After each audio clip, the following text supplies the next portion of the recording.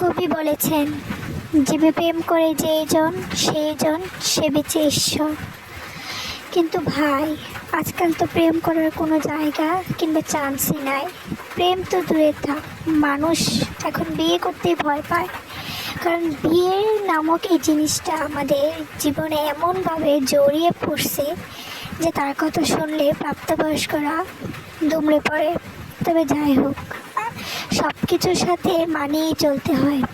বিয়ে মানুষকে একবার না একবার করতে হয়, এটা ফরজ কাম। এটা আমাদের উপর মুসলিম হিসেবে ফরজ করা হয়েছে। তাই আমাদের প্রত্যেকেই এই জিনিসটা জীবনের একটা গুরুত্বপূর্ণ বিষয়ের সময় অবশ্যই আমাদেরকে খুবই গুরুত্বপূর্ণভাবে এবং চিন্তা করে সিদ্ধান্ত নেওয়া উচিত।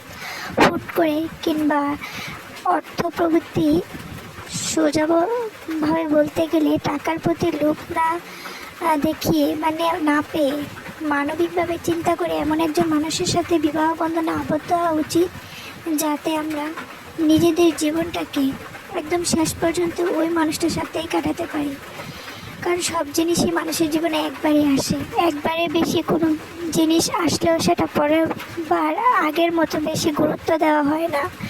তাই গুরুত্ব পেতে এবং সম্মানের সাথে বাঁচতে আপনাকে সবসময় চিন্তা সহকারে কাজ করতে হবে। আশাটাই করা উত্তম। ধন্যবাদ।